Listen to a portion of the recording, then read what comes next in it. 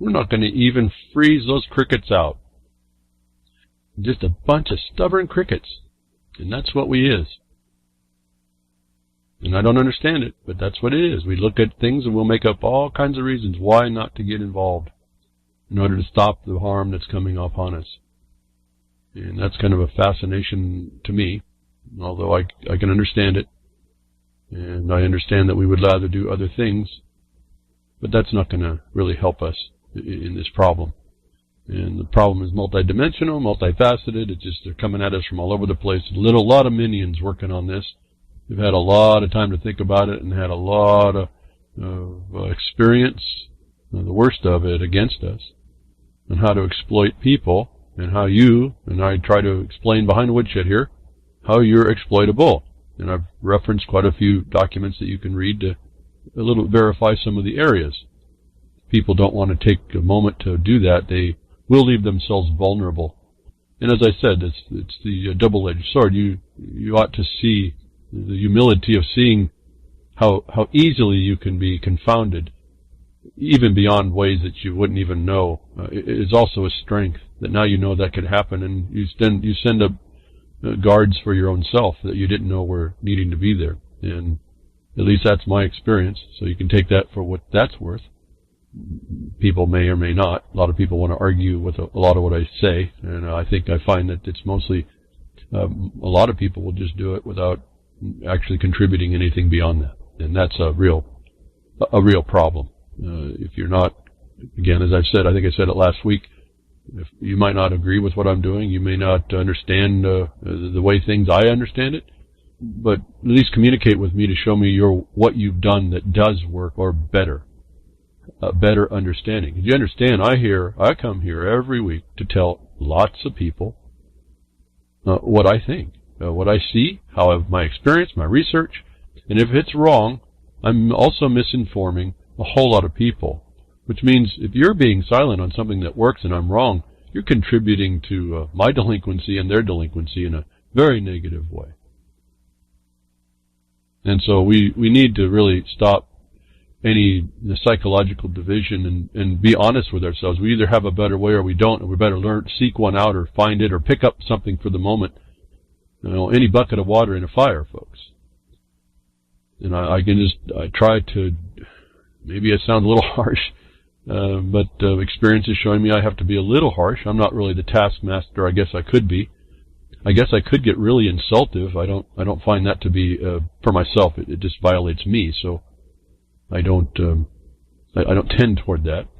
And so this is it. This is what you get. What you get. People will accept it or they won't. They reject it.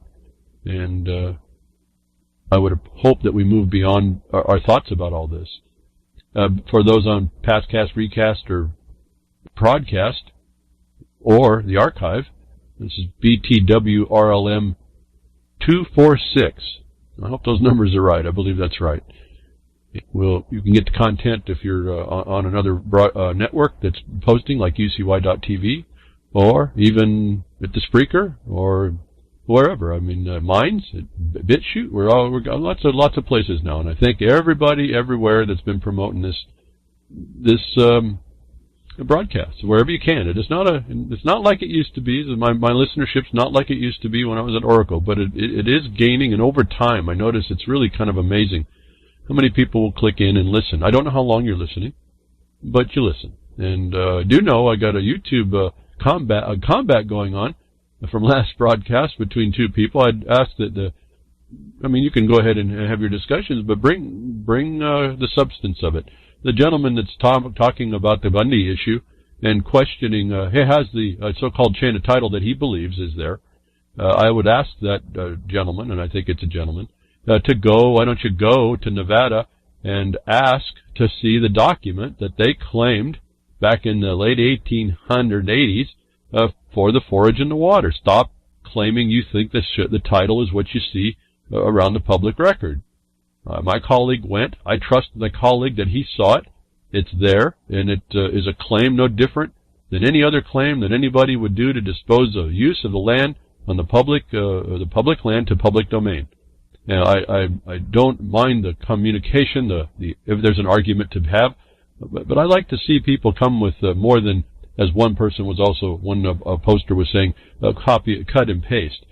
If you don't have a piece of information, go get it. This is what, like, we can go back to real journalism. Stop listening to what you hear. Stop seeking your opinion better than what might be. Go to the sources of all this stuff. Now, I don't even need the gentleman's claim paper. I understand. I can't remember how it was described to me. This is back in 2014, folks. So, and I just keep very just light touch on all this information. It really, for me, it just kind of goes down the wayside. I don't really keep it going until I really need it. If I know it's there, that's what I remember. Okay, I know if we come to bear on that, we can use that paper. And I think it was explained to me. It's in a rolled up tube or something, and he pulls it out, and it's an old paper. It sits there. It doesn't start from when the Bundys acquired the ranch, so called, in 40 something. This is a claim. This is a forbearance claim, for what I can tell, if nothing else, as I've been describing. So my other question would be for the posters that are in argument about the Bundy situation. Did you even listen to the broadcast? So and I don't know. I hear poll trolls and stuff. I don't really get into all that. I just see what I see. I can't even get into I don't really even want to know if I want to get into the YouTube account. That's Vince's area. He does a great job of posting it up. Grimner is in there. I don't know who else has access. I just see the front end. I can't even get into a comment because of all this. So that's up all to you all. But I'd like to see us have a better conversation about this. Don't be working on what you think is real. Go find it out. Go see it for yourself. And so, in lieu of me having to go down, my colleague went down back in 2014. We attempted to give Cliven some information. It was rejected, pretty much wholesale. But it doesn't matter. We got to see that there was. We verified, and this was actually on a somewhat official level later for Jefferson Mining District. Because we're into that producer thing. We want to use a law to protect producers, and they have on that claim they have mineral rights. So we are interested in that. And that everybody was treated fairly based on their conveyance as well. And so there was an interest for a mining district to look into that again, and related to how an agency would be mistreating the situation. We've already identified, as I said it on Twitter before, we've identified that the Secretary of Interior, from which the agency, the BLM, sits inside that, is a cult of crime. There's no doubt in our mind. And the FBI will back that up. And I said this all in the front of the Twitter. There's apparently not much support for those comments, but that doesn't matter. We know that there's no law enforcement capacity in the BLM. Maybe I'll do an amendment here to that Twitter, which you only have so much space. For those of you that are interested to go read this stuff, this is not. I don't just say this because I have an opinion to say.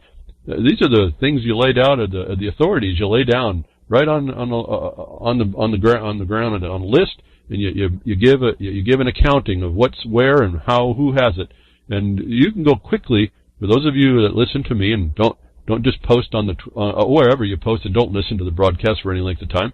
For those of you that listen and you want to check this out, I want you to go read 43 USC 1733. Excuse me, my memory was going slow there. A whole bunch of stuff comes to my mind when I do this, because there's a whole train of study you can do, and it all comes together. It all interrelates, so it's not on its own. But go read 43 USC 1733. That's the enforcement statute. Look very, very carefully there, folks. There's no, if I can paraphrase it, there has to be a contract with the local sheriff for there's enforcement capacity, and then there's a contract that's written in the state that they're in, and then they have to be certified under the state, and they have to get a license to be a certified law enforcement officer. Well, that's a commerce certificate again. See, folks? So we're not going real far away from what I keep focusing us on, and so I mean, just this thing's not that hard to work out. But there's no law enforcement authority to BLM. We've known that. The documentation that came out of the case that became such a revelation for everybody else, I'm just saying, well, this is what the law says. Of course they have no BLM. They have no law enforcement. They call themselves law enforcement, but it doesn't exist. And so the posters that are coming in and having another opinion, thank you for coming in. And if it's relative to a thumbs down, I wish you'd point that out so I can come in later and and speak to those things. If there's I may be educated. It doesn't matter. Most of the time, I'm really not given new information to change the fact, or I can be more specific to getting, like I say today. I didn't augment last week to show where the Bundys would have, where the law enforcement doesn't. That wasn't part of the discussion. But there's a whole lot of information people don't have that's right in the black and white. And I ask you over and over, listen to the broadcast. I know maybe some of it's not in your interest area, but I tie lots of things in and I give you sources for all of that. Most of the time, I don't think I've been too wrong at all, literally. And it's not here that I'm here to be making score. It's just the fact that I'm just speaking from either experience or insight based on things I've seen that's been told to us. Agenda 21 is not a law, but it's something you have to read because that's an affront. It's another type of occupation that does destroy us. So it's like knowing the enemy. So these things aren't necessarily all in law. They're in things that are attacking us, and the statuses and the things that are out there, the tools that attack us, the tools that bring us down, bring us under, as they might have said in a days past when and this is coming up more and more. I'm able to answer more and more this taxes, theft stuff. You guys are, trying to point something out. I can see you have no depth of comprehensive analysis, but it's worse than theft. I keep telling you this, and the meme pictures don't change, so no one's listening, and no one cares to listen. It's extortion, and it's in the black and white, folks. That's not my opinion. It's worse than just a theft. It's extortion. It's official extortion. It's wrongful extortion. Where do I know that? All y'all that have been listening to me should be able to recite this before I even get there. Where is it stated that taxes is extortion? Not just theft. And my disappointment is if people got it right, they'd probably get it. They'd probably have it be stating more in the black and white. It's worse. It's worse than the memes are saying. And I think that deficiency in us is what's minimizing. It makes it for a quick turn of a phrase, but it doesn't make it for the fact of the reality. And then we don't go looking deeper. And I wasn't gonna say something about it. I will now because I'm talking about it anyway. The taxes. You know what, folks? All this nonsense with this white privilege or this Black Lives Matter, all this color. This supposed to be a colorblind society, and we're all of a sudden focused back in color. I thought we were way past that. I really did. I've never been brought up to be in all that. I don't care what's your back. I do care about what your background, because if it's different, I want to know more about it, because it's kind of neat to find out about other people, like I've told you before. But relative to a difference that makes a difference, a distinction that makes a difference that causes trouble, I've never looked at all this nonsense that we hear today. You want to know what your white privilege is, folks? And as I think of, I think. And I only got in late. It's a wrong time for me to come in and listen to Grammy Mary's broadcast. But I think she actually hit the nail on the head. Or maybe it was their other broadcast. What is it? On Dork Table. She made a comment. She said, "Well, I think they're talking about taxes." I can't remember what the question was. It was just a thought about it now that she said something. Well, I think the problem was with taxes. And she was right, but she didn't go to the source. Not a criticism, because most people don't talk in law like I kind of focus on. But where is it, folks? I don't even see it in the chat. I quickly look over. I don't see nobody put it up. Where is the definition that it's not, taxes is not just theft? You want to know where your white privilege is? It's also in the same statute that taxes is not merely theft. You want to talk about what the problem is, and everybody in that same statute is then treated equally. So I don't know why there's this discussion in the world about why it's okay to say your white lives matter, white, whatever, black, whatever, brown, I don't care. You're all treated equally under the law, and that is to be able to do what? My long-time listeners. And I see Grimner saying taxation is theft is a good meme. People understand theft. They do, but they don't understand that it's the missing the point by saying, no, that's the law. This is the prison you live in. That's what they're missing. They don't get the next thing. They just kind of go off the meme. It's like end the Fed. It ends there. Nobody researches past that. And you have to research past this stuff. You have to get a more comprehensive foundational understanding of what we're really dealing with, because if you stay in that meme thing, and thank you for putting that up. I understand it's a good, quick meme. That's our problem. That's what they funnel us into, these quick, easy to understand concepts that you end it right there. And this broadcast is about taking something to task. and going with the principle and never lifting the principle wherever, even once you come out from behind the woodshed. So we get brought into these things. This is not just theft. I understand that people, I got it. In fact, I really admire a lot of people that do this so-called meme stuff that really kind of concisely state these really fundamental things in pictures and whatever, in really unique ways. I appreciate that. But when it stays there for this long and doesn't go beyond, and then I'll periodically throw in, it's worse than what you're saying, and you can prove that. And we really need to go talk about that, and maybe you geniuses on how to do memes can maybe bring that up.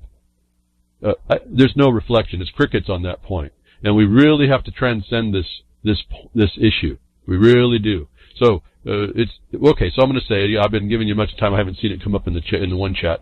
It's your equal rights. It's right in the law that your white privilege is equal rights. And all those freedmen that were rounded up after they were freed were brought in as well to these equal rights. And where is that? But none other than what they call your civil rights. It's right in the black and white. You go to 42 U.S.C. 1981. And you shall be subject to taxes. That's your right, equally. It's by exactions of every kind and no other. Exactions has only one definition. It's wrongful extortion. And the only one doing that's the government. When you live under intimidation in a country, the system rules by intimidation. That is the terrorist. That's a definition you'll find in a book of knowledge you're supposed to have done, printed in 55. It was actually printed before, but I couldn't get a picture of it a long time ago. So in 1955, the essential book of knowledge will tell you, the Webster's consolidated book of knowledge will tell you that the terrorist is a system a government that rules by intimidation.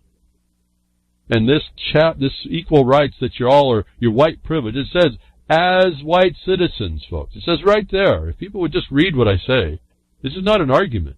This is not a divisive making thing. And if you're making a divisive thing, then you're subverting your own power. You don't understand any of this. So, it's right in there, 42 U.S.C. 1981. Anybody want to go read it and slow down and read it clearly and read it over again? It's coming up over and over now. In fact, this week, I don't think I've been able to, I don't know that I've ever tweeted more about how 1981, Section 1981 actually imposes itself wherever you speak. And this tax reform thing, this is a tax reform, this is theft reform. No, it's extortion reform. Go to the law about it. If you're going to talk on a meme, let's go to the fact of it. Theft reform? No, it's extortion reform. I thought that made a better statement, but no one picks it up. And no one originated it, more to my disappointment. No one's originating from, they don't go to the source to go find it. They just come up with their mind, which is a good creative start, but it's actually worse. And I think extortion reform actually had a better ring to it than just theft, taxes as theft. So I don't know that it's actually, people understand it better. I think it's just that's all that, for the most part, that's all people have in them to bring to the creative process. And so, where are we going to go? We're going to keep it in the meme, or are we going to move it into the truth, the more truthful reality of what's going on, and then start dealing with that? The taxes theft also undermines the knowledge of how taxes are not theft, actually. And I don't want to talk about it because that'll cause so many people to get bent or whatever, ruffled. I don't even want to enter into the water. And there's a so-called, and I'm just astonished to see lots of people. In fact, I might get to it if I stop talking about this other stuff. But I'll get to my tabs one of these days, one of these moments. That people are actually in the so-called liberty movement actually agreeing. People with a non-dependent mind are actually agreeing that things should be taxed. I'm blown away, folks. I don't even know what to say. It's just astonishing to watch the incongruity of thought, and I think it's all based in lack of a foundational basis. First of all, the lack of seeing the words, the lack of actually understanding what you're seeing is actually what's up, and then you have to go to the extension of being able to read into how does that then turn out to what we're seeing. It comes out as an effect, some action in the world essentially against us. And so there's a continuing thought that goes on that, at any rate, I do appreciate the artistic statements that are coming up, but they're not fulfilled enough, and they don't go beyond. And I've just noticed this rut. It's a rut that gets built, and so long now that people are accepting, okay, tax theft in this area, I'll accept that because it means a better deal. It's really amazing to watch, and it's, I guess, and I'm going to move it over this way, and it's one of my criticisms of Bitcoin, the digital currencies, that people think, the evidence is there that it's being moved into value taxation principles, and they're okay with that for some reason. And they don't think it's the same fiat thing that's coming on. They think it's all independent and different, and all the indications are it's not at all what we're being told, or as it was sold to us to start accepting. And so, I mean, we could take a discussion on it, but it's not, for me, it ends pretty quickly. The technocrats that's a technocratic tool. And for all the anonymity and all this other stuff, there's so much evidence to show that's just a fraud, just a pipe dream. And as I said, and they're moving it over. I said they're going to do this, and here's the what maybe people are missing. As I said, you can use the coins. They're going to make them illegal somehow, and you can use them. That'll be fine, but you may pay a penalty to get caught. But the other thing is now you see, and I mentioned the Coinbase and the IRS. What's going to happen is you're going to be tied back into a taxation system. And if you fail there, it's not going to be about using the Bitcoin. It's going to be about failure to pay your taxes on it. So all you libertines were thinking, oh, we got the anonymity and we can do what we want. No, it was set up to be able to catch you up for doing with it and get you back into paying taxes. And when you don't, you're not going to be hit for using Bitcoin. You're going to be hit for tax evasion. And no one will have listened to me over the broadcast times and taken notes about, you better have a word in your mouth about how you're going to address that affront, that attack against you, that presumption of attachment and guilt. You're going to have to understand how to do that at that time. And so do I give you a little bitty synopsis? Again, I think I will. It kind of seems to get lost. It's a due process problem. You're writing a tax code. It's not how you respond to it, like, let's say, someone similar to, well, I don't even think about these people much, but darn it, Larkin Rose. It's not how he got dealt with. As I said, getting into an argument inside the code and then arguing that you know it better. No, you have to avoid the code at all. And there's a due process condition up front that's never done, that I haven't seen ever done.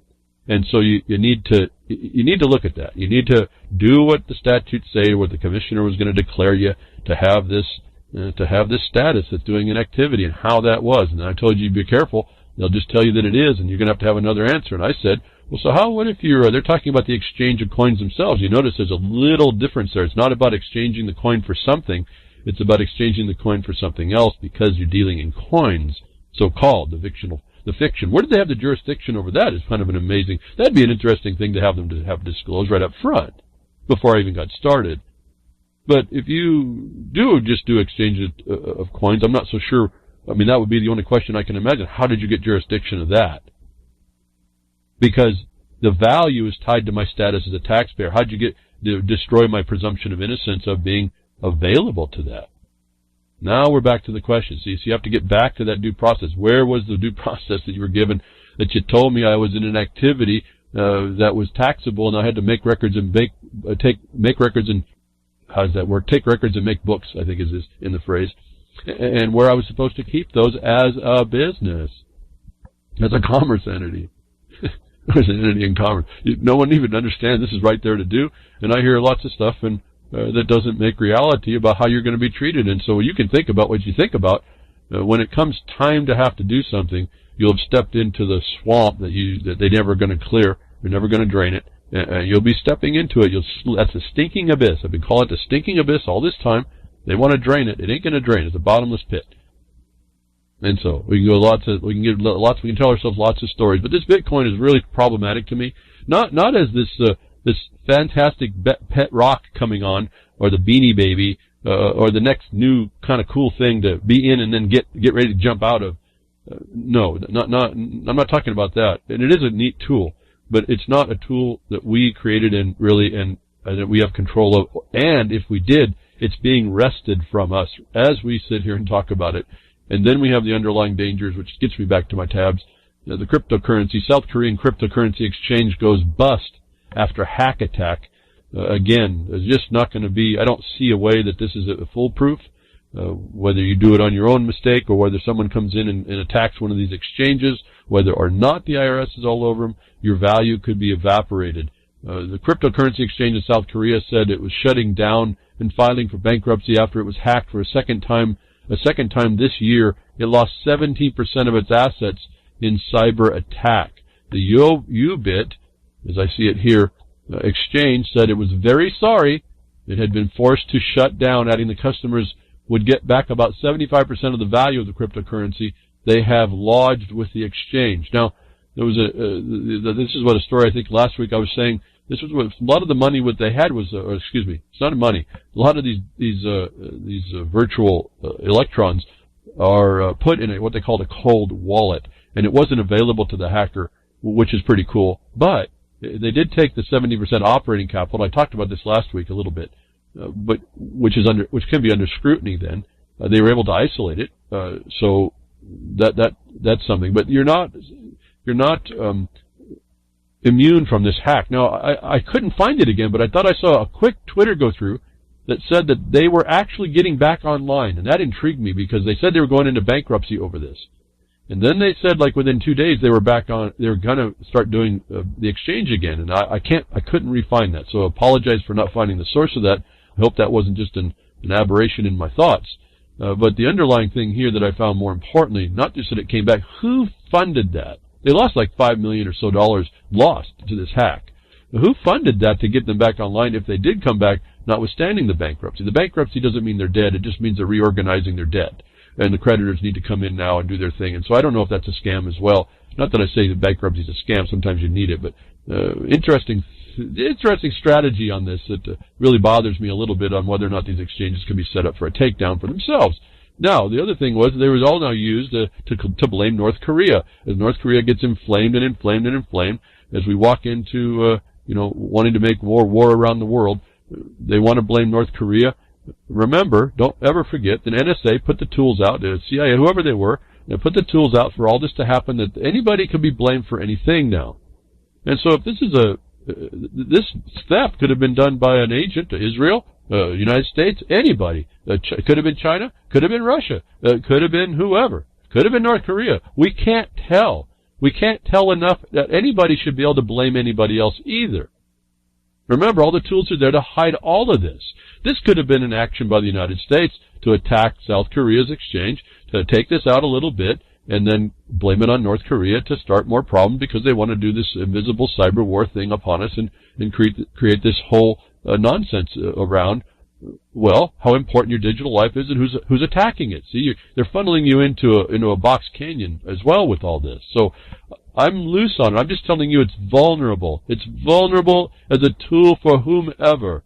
This hack for $5 million may not have been the object for someone that was a state-run op going on. I just wanted to point you something. These digital realms are subject to whomever's manipulation. And so we're going to have to get involved. We're going to have to understand well, if I can say it, our DigiGenetics is being altered real time. Digital epigenetics is being altered real time when we are dealing in this area, and our lives will be changed. Our response, our organism is going to be changed, and then we're subject to, as I said last week, the global mycelium that learns its own so-called artificial intelligence, and it understands, it goes rogue because it has the better way, and we don't understand nature enough to know there's a sun that wasn't, that can't be the cause of our so-called climate change hoax, fraud. It's fraud, major crime. No substantial hypothesis and relational hypothesis without proof hasn't been moved into theory. What's the one they prove every day they can't. This is our new life. This is the hackable world. They run it into the big data. They run it into the digital realm. Your digital genetics is being changed as we speak before you even understood how. This is just a fascinating thing. I want to call your attention to it. So trading goes. So right after that, then there was this big Bitcoin fail. This is the big speculation thing. Trading goes down at Coinbase, one of the biggest Bitcoin marketplaces, for 2 hours amid price plunge. you get into the digital currency, they said they closed this exchange. This is the one the IRS is tacked into as well. Now, the United States seems to make we seem to be U.S.-centric. It makes a big deal here. No, Asia is actually doing the cryptocurrency way more than the United States people, the Americans, or anybody in Europe are doing. So you got to be careful about that too. Not to be careful. I mean, they could just be people. The point is that the sphere of influence is not America-centric at all. But trading goes down. Now, if your trading goes down in your exchange, how are you going to live your life? Is another vulnerability. I just want to call your mind to it if you haven't heard. And again, I think, I'll have to say the alternative. You really have to, as you go into this brave new world, digital world, big data controlled by big military industrial complex things with who knows what meanings behind it that they'll tell us. We can just surmise a lot. You're going to be susceptible to all these shutdowns, breakdowns, interferences, obstructions, thefts, and then extortions on top at Coinbase when the IRS comes in and wants to know about your exchange values. No one will understand. You go, wait a minute, when did we have our due process required meeting that said I was a person liable and you had 5 things or so to tell me? When did that happen? So until that happens, I don't have first notice that I'm a person liable and that you have right. I'm innocent of all that attachment. And then if you listen behind the Woodshed more, you'll start to realize what I've been saying on how you start building up your fortifications if they do focus in on you. So Coinbase gets shut down. Well, this is another problem. Let's go back then. We have a Bitcoin falling.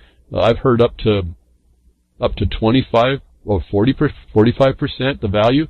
Then they up and down. It's just like another market that's being manipulated. I hear hedge funds are jumping in.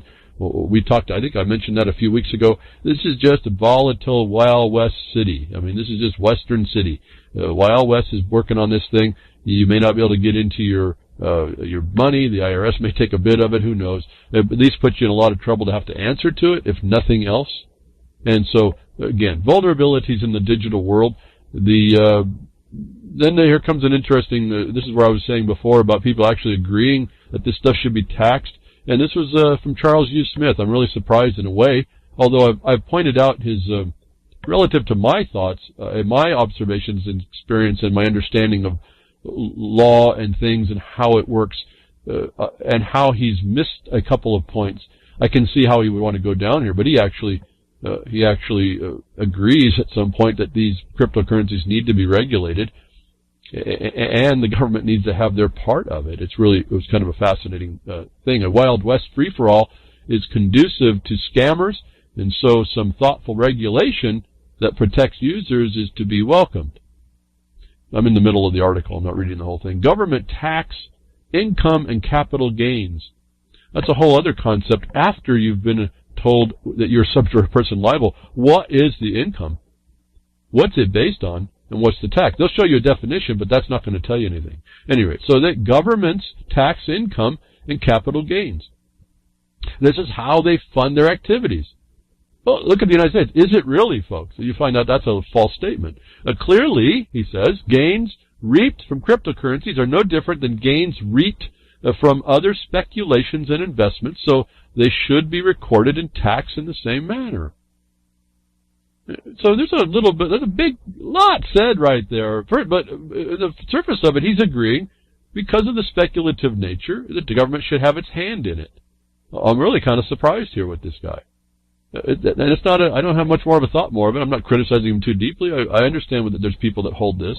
But by talking in this way, we're not looking at the fundamental problem where we get the meme taxes theft when you realize, but most of you folks that are men and women passing those around on Twitter are not the person liable. You've been presumed to be, and you believe you're a taxpayer. And that's what's caused you to be it. And so that for you, tax is theft. And I show you, no, it's extortion. It doesn't matter. It's over a status, and you've agreed to be the status. So you've missed you've missed this point. That's why the meme fails terribly.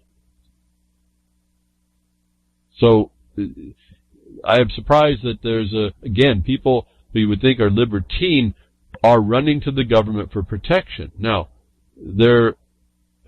I understand there is this need, but so that's another delicate discussion that has to be had, especially in light of the people that would invent terms like statist and think anarchy is outside of a system and is its own system. That doesn't even make sense. It doesn't even follow. Everyone has their own excuse about how that's not the way what I've just said. But in fact, I've been looking at it for a long time now. There's been no actual discussion more than I hear someone berating someone else for their position, and nobody really settling down and doing what set of definitions are you actually using. The made-up ones since the 60s that look like anarchy is something special, that it was never beyond, and a utopia-ish, more libertine than it actually is, disregarding all the history that got us there, and the actual involvement and why we come to where we are, the really fallen nature of man, of humans, and then the man that allows it, is just the absence of that inclusion brings on all these things I see that gets us all off on the point that we see these kinds of answers. People are just jumping from the frying pan to the fire because they really don't have any understanding of what's really going on, and then we don't settle down to get the answer from those that have the power to hurt us with it. And so the question you make is only in the area where they have the power to hurt you, not where the one that they shouldn't be trespassing, encroaching that subject matter. And you put the question out because as long as you have a valid question before an administrative imposition, there is no crime. There's no notice. It's all about commercial notice. There is no notice to you. That's all the laws are. These statutes and codes, they're notice to you that the system, anybody who could use, and even as a property owner against another one, this was the objective basis, and you were given notice, as long as you're given notice, and you're given notice, that was how you were to behave, and that's what you couldn't encroach on somebody, and then they have a remedy in that. When you did, that was the line. And as long as you're given notice, now you bring on the culpability, but maybe the liability as well if it's an imposed duty or obligation. And so, if you look at an administrative side, you can create a question, and it's valid, it's not made up, and that's what I do for you here. I tell you how to make those questions. They're avoidance questions because it shouldn't attach in the first place. They're not evasion questions, and they're not made up. They are particularly targeting certain requirements within the administrative imposition of the power that can come against you and hurt you. Now, I don't care what you call yourself. They'll call you something. That's what's going to be important. And so anyway, evidence that even people in the system, I don't know Charles U. Smith. I never talked to him. I only talked to through what he writes, and some of it which I find he's insightful. On this, I was really a bit surprised. And I'm hearing more and more people agreeing to legalization and taxation just because it was better than the thing before. That is the method. They got you to compromise. This is like the pot thing, the marijuana. Oh, wow, folks. I mean, really look at that. Really look at what they did there. That's it right there for all y'all. I mean, if you wanted to see what I've been talking about, they did it to marijuana. And they're going to do more. It's fascinating. And what people will start to allow and accept is okay. The new normal is a deviance of what should be right, actually. What should be off limits. They bring it in, they cause it to be an outlaw, and then they embrace it, and you say, okay. That's the consent. So there's another explanation with all this going down about the Bitcoin drop. And again, this is for the speculators, but I want to point out, just be careful when you're getting into this. To me, this is kind of cool. It's the pet rock thing. How long do you stay in before you just sell off your pet rock right before the market falls out completely? That's kind of like the cool part. Do you start selling off some of your pet rocks as you start seeing the bubble get higher and higher? You start selling some off to make a percentage of what you have, so at least you capture some of the value as it's rising, and leaving the rest to gain as high as it can go, and then gamble on that last little bit. That was another part of the game. You can play that. That's cool. I mean, that's the part of it. But now the IRS is going to be looking in. See, so it's almost too late as far as that goes. And some people will just say, oh, I don't care. I'll pay the tax. That's fine. But they're missing the point. It's not about paying the taxes where you're going to stand up for yourself and say, wait a minute, but I wasn't the person liable. What part of my natural life is taxable by the government? What kind of my intellectual input was taxable by the government? What type of my livelihood that I chose to do this is taxable by the government? In other words, go back and say, what things that you had within your power to tax was me or what I do? And where was that declared? Where was that meeting held that I would have a chance to answer to that? So, again, I say this stuff. To me, it's a clear thought. I don't know what it sounds like to you on the other end. I periodically realize I do talk pretty quick. I can't tell you more than I apologize. You're just going to have to listen. Maybe when you get it to the video, you can turn the speed down or something. But I just can't. It just comes out of me, folks, to say this stuff, and it just comes out this fast. I have no regulator that way. I want you to know everything I have in my mind. I think it's valuable. It's important. It can help you, given you find yourself in these areas. But it just comes out. It doesn't have a regulation speed to slow down. And so we got what other things that may have affected the price. Again, this is your when they start moving this in and they start outlawing some and agreeing to others, and you start finding yourself compromising in. They got you compromising in at the point of being able to get you into the taxing that should be taxed, that should be regulated, and all that. And I'm not saying that things shouldn't be regulated. What I'm saying is that for all the libertines that want small government, you can't invoke this thing in the government on something that's so basic as what you're doing in your world, in your life for value that you're going to go work somewhere else and trade. It's no different than we talk about the correlation, and they did this on purpose to make it sound like it was legitimate. You were mining bitcoins like you mine gold. Believe me, there's a world of difference. But we can take the analogy, and they were very genius about how they did this. You have to go extend the work. They thought the expending electricity was the work. No, it's a man's or a woman's labor. And I say that advisedly. It's not labor. And the women were having babies. This is your livelihood, your life being expended in work. And there is no right in the government to tax it. And so this is where I'm speaking to. Where did they jump? This thing that you do, that you create in your life to do these things became taxable. Where? Now, I have an idea. I have 3 or 4 different ideas of how they did it. That would be another discussion, though, given you have the subject matter down as to how they were to co-opt that. And so we got these other discussions that I don't even talk about because we never get there. Because they have nobody setting themselves up in doing, they would rather capitulate or compromise their existence. Oh no, we should legalize pot and tax it just because it's something now I get to have it. Well, yeah, that's a good side benefit. All the people now that would use it as an herb for their health now aren't going to be treated as the felons that they weren't anyway. So, not only we get back lost on that, but the Bitcoin value, again, susceptibility to currency, to these currency trade-off type things, these devaluations. It was also surmised Trump's tax bill may be the reason for the crypto rout. And this is a pretty surly worded article. I don't want to read too much from it for the sensitive.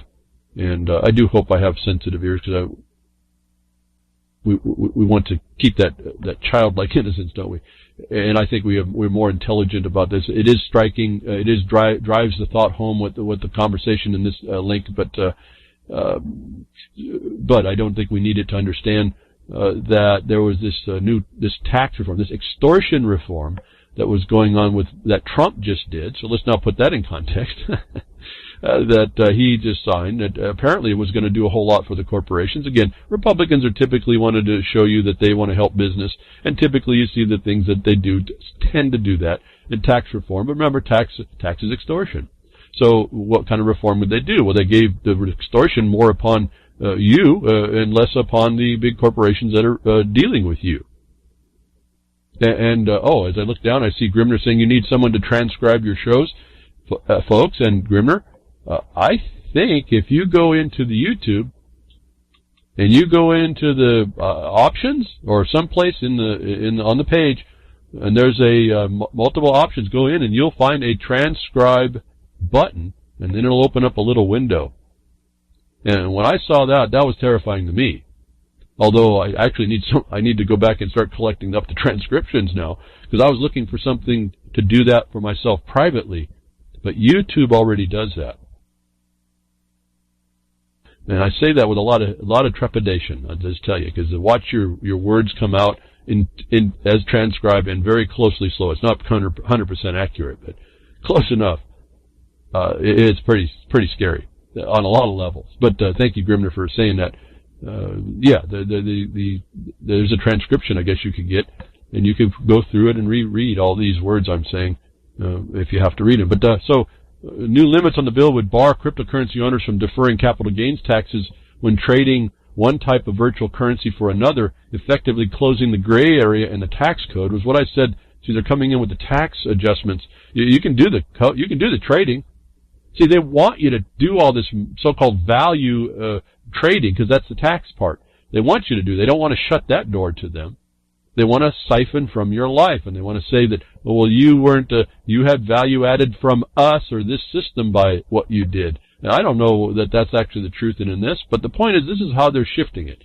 So the new the extortion reform was to close this gray area, which allowed you to make it beneficial, more beneficial. And so a lot of people won't go for that. That's a theory, I would say, that routes the price. A couple of things happened this week, though.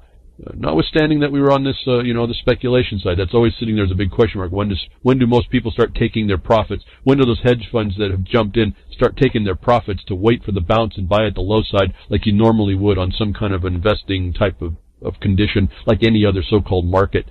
It's not on any kind of market. It's a big fraud system. So that's the other thing. Remember, it's a big fraud system. It's fiat system. You're paying into these bitcoins. Are they trading? Does the government trade out your bitcoins for FRNs? Is what you might want to ask the Treasury, that they have a right to now take something from you that wasn't an FRN. And this is another thing. You start looking at all this as a big problem. And when they demanded FRNs, didn't they come into a violation of the federal law that says they can't demand a particular type of coin and currency? That's black and white too. A lot of you patriots know this is HGR 192. It's actually code, and I can't remember the code number. It's like at 51-118 or 51-81 or something like that. I don't remember the number. I didn't come here prepared to talk about that. But did they demand a particular type of coin of currency in payment of those taxes? If you look very carefully, they don't. You volunteer it all. And so until you do this ahead of time, before you walk into this liability and then challenge the imposition of the presumption of the person liable status on you, the man or the woman, then they get it. They win it, and they get these tax codes through. Remember, the 1910 court case that said that the tax code, or the 1909 tax code, did not change anything in the authority of the federal government upon tax, in the 1909 case was about corporations. And so how are they converting your status is the one point. And when you're dealing in these FRNs, boy, am I off the point here, but when you're dealing, it's how these thoughts work, folks. When you're dealing in the FRNs, and this came up here just a little bit ago, I think on Twitter, I think, I was able to add one more than the Title 42 tax extortion. I was able to add this other point of the fact that when you deal in financial conditions, kind of financial instruments, then under 28 USC 3002, look very carefully for those of you that misstate this. I think it's 28 USC 3002. You're dealing with a corporation at that point in financial matters. Not all matters, just financial matters. So limit that, but that's what you're dealing with in these taxation issues, aren't you? So for those of you that, the government's a corporation, well, in fact, they do say they admit in that capacity they are this corporation. But corporation, as I told you, they've got the body politic as a corporation. That's all those people that are sitting within the territorial power that can impose upon you. That's you. That's a corporation. That's the aggregate, is you. And you get your franchises coming with that. That's the voting. So I pointed all this stuff out. Actually, can't remember the guy's name. He's supposed to be an actor. I thought he was a little bit more aware of this, so I responded back. I said, "Are you aware that your voter ID and these is a fraudulent imposition of a fraudulent commercial franchise?" And the other thing he said, I can't remember. There's it was the right to pay exactions of every kind. It was an extortion. Are you aware of this? No, people aren't aware of this simple stuff. And so the dealing in the financial matters, it starts to pose you look at the black and white that explains something to you. You don't turn it into a complaint. You say, well, if that's your status in these financial matters under 3002 and under this other statute, I can't remember now, 31 or USC something, I don't remember now. The HJR 192 statute, it's literally printed as a statute now, where it says you can't make a particular type of coin of currency. How are you demanding? What's even if you find this out in me? I'm the status of this corporate existence, making these things now, this sources derived. How'd you get that point? your jurisdiction was over any source? Define a source as it relates to my natural life. Then how are you demanding these FRNs? Because that's a violation, that's a felony, I think it's a felony underneath the federal law to demand a particular type of coin of currency, which happens to be these Federal Reserve notes. Does anybody put this together? No, I see lots and lots and lots of stuff talking instead of just putting a couple of summary bullet points of the code and say, how'd you get past all this? How'd you get to be able to presume past all this to make a presumption that I wasn't innocent of it? And so everyone presumes themselves, with all this libertine mind, they presume themselves subject. Well, I'm going to have to pay taxes on this. Now, I wanted to know at the Coinbase point, how did they know those people were persons liable to the tax if everyone's presumed innocent and they really didn't have an ID on it, everybody? Is it that name I've told you that sits in the commerce secretaries of every state that says it's a business? And then you go find out that it's because the style says it's a business, a corporation in a state somewhere, that you didn't challenge it by proving it doesn't exist. Did you bring that paper with you to your first meeting? Well, that name that you're using, it doesn't exist as a legal entity for you to consider. Why are you touching me? Why are you interfering with my way? I hope you're understanding what I'm telling you here today, folks. This is really the nuts and bolts of everything. It's all the same manipulation they've done to it, so it all ends up being the same answer back if you don't get into arguing with them. You're just looking for the facts. Just show me the facts. How'd you get to that point when you're a limited form? How'd you get to the point where you presumed upon the innocent a guilt, an obligation, a duty, a character? A character, folks, even that word. I've talked to you about this in Martin Luther King. Oh, I'm so far off the tabs. Amazing. The content of your character was a character back in the 1800s, 50s, 1856 or so. That meant your obligations. How would you like that? He was speaking to the content of your obligations. And then you find out your obligations are tied to an extortion. Boy, they're setting us up all the whole time. My whole life was a big setup to my mind. Setting me up for a fall. And we went ahead with it, didn't we? We agree with it, and we do it now even, we see a little bit of Bitcoin, and we agree, well, maybe we need to have it regulated. Maybe we do, folks, but I mean, if you don't understand the underlying foundation about what's really going to happen underneath that, you have missed the boat. You're probably a drowning man and woman, and no one's going to save you a life raft, because in that pool are nothing but the sharks. Nothing but the boogie monsters, the swamp monsters that are not going away. The stinking abyss, and you're in it. So trade route, the price of Bitcoin is being pointed out with this new this new extortion reform that Trump agreed to. So all you guys in MAGA, make America great again. Well, it did for a few people, I guess, but it isn't really speaking to men and women, and we need to start making that. We need to understand that a lot more, not argue about it, just be able to prove that you're not those things that are subject to, even in the financial sense, the corporate capacity of the United States. You understand? Did you miss when I said the corporate capacity? That's not a sovereign, folks. I'm pausing. Catch up, folks. I know I'll go quick. How is it the sovereign now? And when you start to realize that there's certain ways the government acts, it's not a sovereign. It has obligations. It has a character, and you treat it that way, and you have to do it right. But you treat it that way. Now the complexion of the skin of this starts to change, doesn't it? And I think it does. I just said that's a question. If you don't know, then you don't see that. So anyway, we're talking a little bit about vulnerabilities in this digital world. The DigiGenetic alterations that are going in real time, and we start accepting it. We become all cozy to it. We even talk about, well, let's try regulation, and let's try keeping people from being scammed. And how are they going to stop hacking, folks? How are we stop the government from hacking? What's in your wallet, folks? This is a fascinating thing. I'm fixated on a bit. What's in your wallet, folks? And then they tell us Int'l inside, and we think that's cool. We think that's great. We don't put the two together. What's in your wallet, folks? I'm pausing again. If that South Korean exchange was a government op, what's in your wallet, folks? Yeah, all I can say is Int'l inside. And they tell us that, right, in most of the computers. I guess that's why one of my systems is an AMD. Does that matter? I don't think so. But a little bit. It does matter, actually. Massive leak exposes data on 121 million United States households. Kind of doesn't leave many people out, does it? Massive leak exposes data on 123 million U.S. households. That's about the population of the town, folks.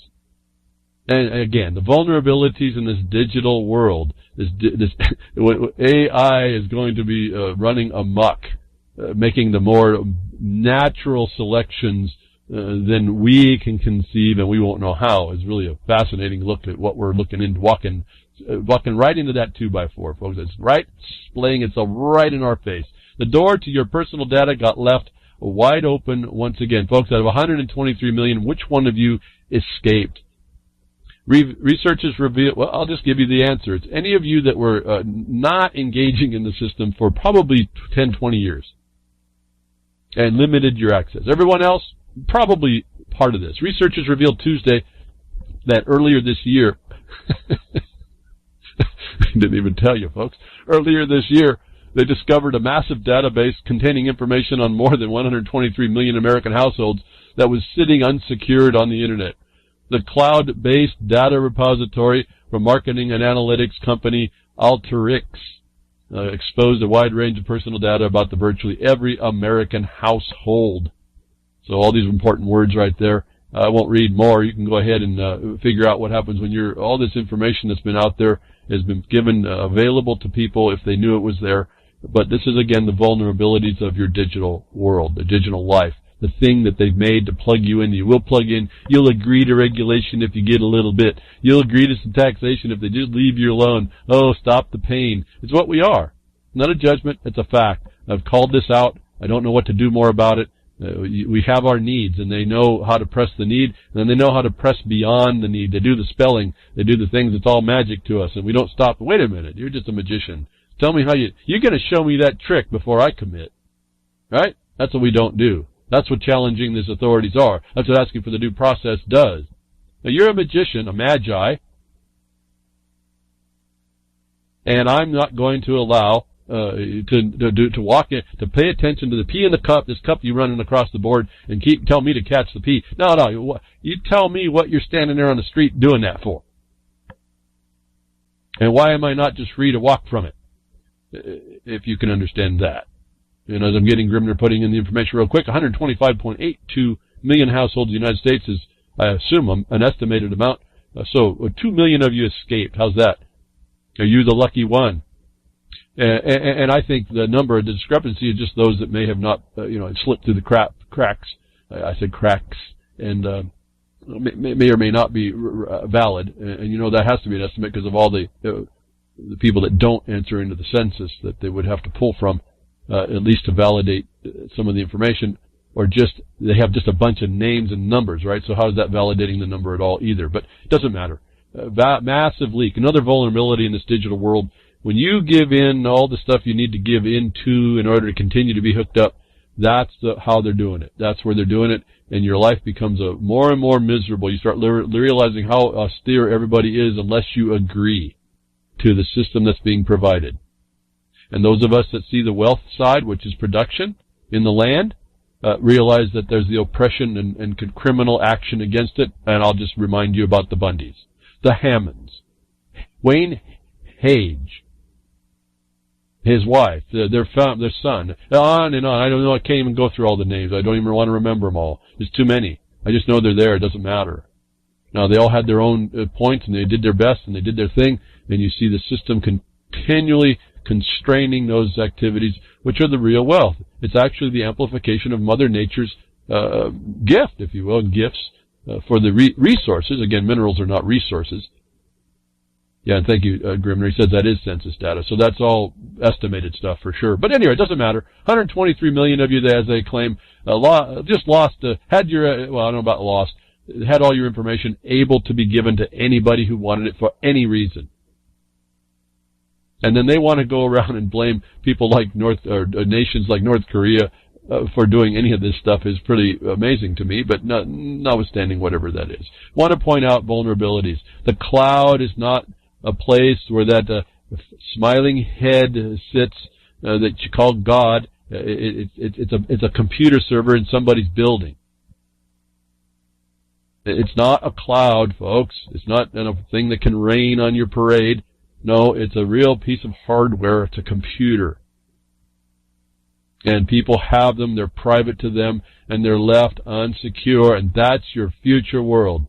And then you get rogue AI that can figure out how it needs to pry itself in order to do something it thought was a good idea. And on that AI, folks, it's just a bunch of math algorithms. It's really not what people are making out to be. I'm having a problem with this.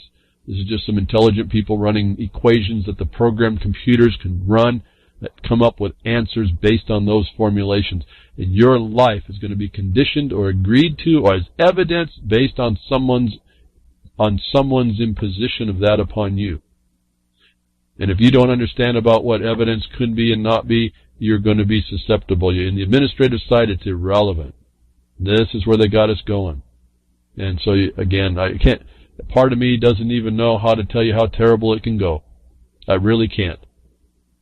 All I work on at that point is how am I going to help people understand what they have to say up front in order that doesn't wash over them and destroy them. And I guess that's really my point. It's, again, all those that think, you're going to go to the courts and you're saying go to the court and get justice. No, I'm trying to show you how you avoid the tsunami destroying you. These criminals and under the color of authority taking this and saying that they're doing some good for someone to hurt you, and that's the common good for the common good. That's just socialism, and if it's done by privateness, it's a private contract. All that is fascism. And you can continue to agree with it. As long as I get my Bitcoin, as long as I get my profit, I'll pay the tax. It was just a little bit anyway. I want the regulation. It's just a little bit of dope. At least I get my pound. But you're really missing the focus, and you fell right into how this works as a future that they want comes on you. Because you compromised and allowed yourself to be compromised because they gave you just enough of what you wanted to make the rest not worthy to even look at. I guess that's my problem with the taxes theft meme. Everyone is satisfied that taxes theft, and that's where it ends. And it doesn't. It doesn't by a long, long shot. Intelligence director says government can demand encryption backdoors without having to run it by the FISA court. A set of questions from Senator Ron Wyden directed the Office of Director of National Intelligence have finally received answers. The answers were actually given to the Senate Oversight Committee in July. Again, you don't get to hear about them for 6 months later, but have just now been made public. Okay, so we can go through the article, could read it, but they're telling you, folks, that they have not been considering they have to have any permission to go to the companies and put the pressure on them, and they have lots of ways to do it. The IRS is one of them, as a matter of fact, to get them, just to give the government a back door, and without telling you. And they don't have to ask. And it's all underneath this national security thing, which is the big fraud. It's the pretext. It's the thing they invent. It's the guy, the stupid idiot that they convince beyond his own principle. Because these people that are really not up in mental capacity, they still have a soul. They still don't like it, but they finally get all the tools are put on them in order for them to agree to go do a dastardly deed, and they're handed all the tools to go do something they would have never, ever been capable of doing at all. But that's your government. To create what? To create the illusion that that's what's going on. That thing, that terror. The terror that is them, because they rule by intimidation. This intimidation is built into this encryption backdoor reason they don't have to go to the FISA court. They don't have to in the first place, and then they put the intimidation of the IRS on a corporation. That is terrorism. And so I want to see a meme about that. Extortion. The tax is extortion. Let's see a meme about that. Maybe let's see the memes on what to do about it, too. That'd be cool. Let's get beyond this main problem. It's a simple problem. It's bigger than that. And so what about all this tech and all this, where it's coming from? And it had been kind of a theme going on. I finally realized I didn't really think about it as I go through and I just see interesting stories. But this theme's been coming on. We talked a little bit about this little place. It's not a nation. In fact, I talked about it in the UCY chat on Ron Stevens' broadcast. This will be for Sunday, not the Thursday show for you all there. about the fact that we did the study and did the pictures, and no one came back to me to show contrary evidence that this Israel's not a nation. It's not a country. It was simply a tribe of the peoples of one of the sons of Israel called Judah, having a territory called Judah. I'll just leave the short form name. And that did not include Jerusalem. So it's not any of the things that this thing, it's just a tribe of people. They would be the first Jews from Judah, was the first Jews. They didn't comprise all the Israelites.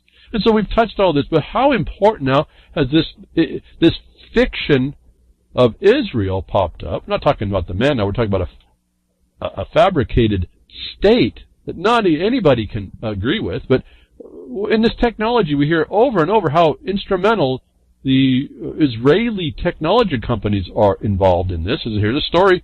Everyone benefits from Israeli tech companies except the Palestinians.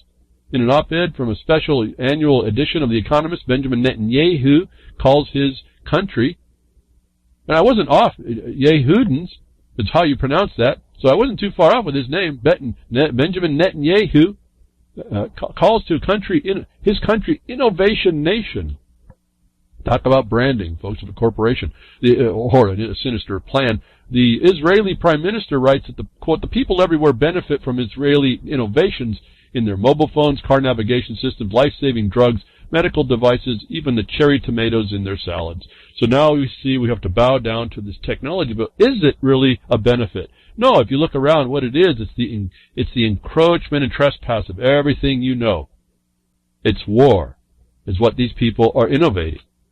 And a lot of money, the so-called, a lot of shekels, I suppose, you can call them anything, go to Israel to do this against you.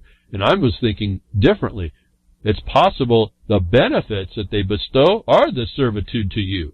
And if you think about this right, maybe the Palestinians are going to be the last people on earth that actually show an autonomy from the global order.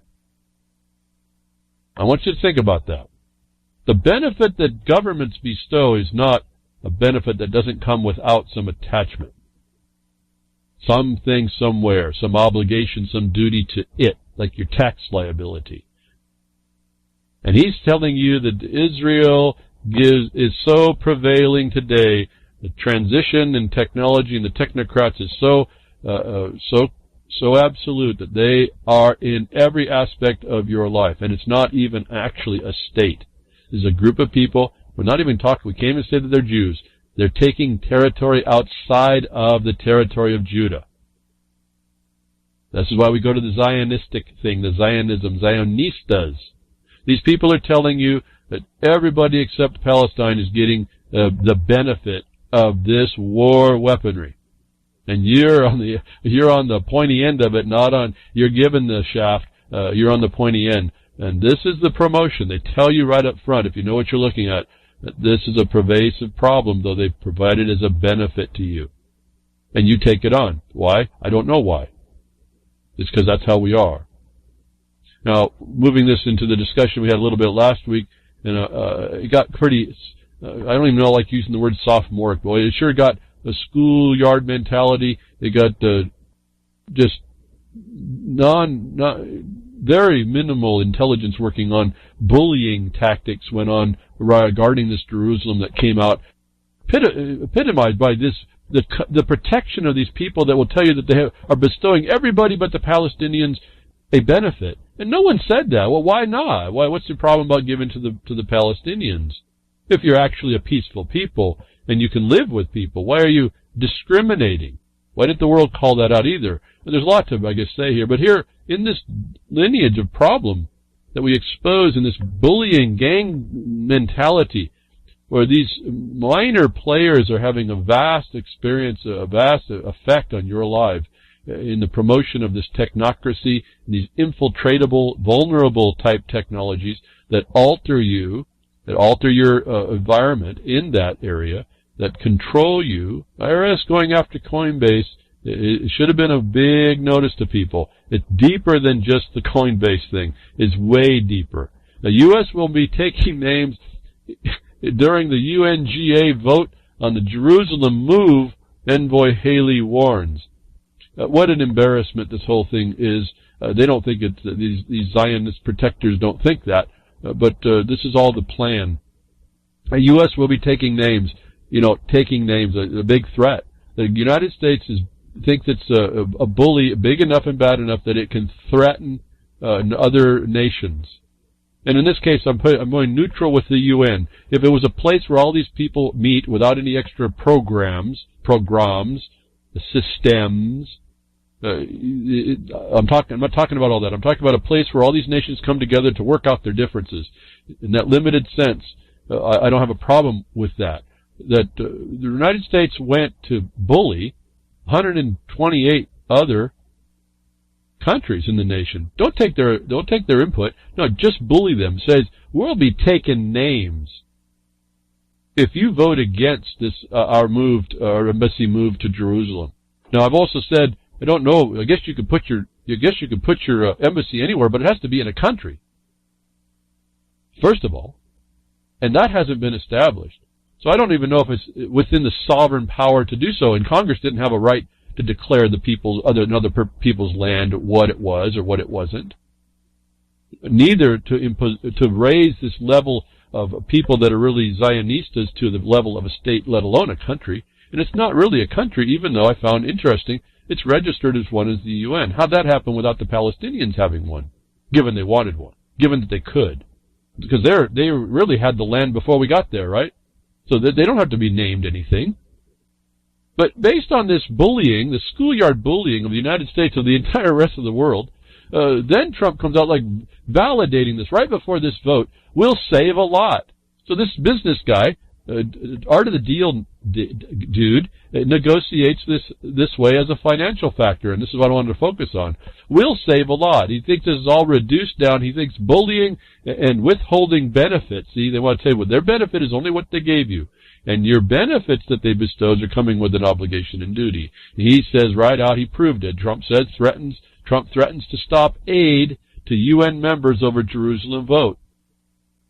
So Haley, I can't tell you how, I don't even know what to say about these people, how low this is, how low spirit mentality these people are, what bullies these people are. She says we'll be taking names. I know she got that from a strategy. We'll be taking names, and Trump comes and says, and when we take those names and we stop the aid, we're going to be saving a lot of money. Like that is really what we're after here when dealing with the entire world.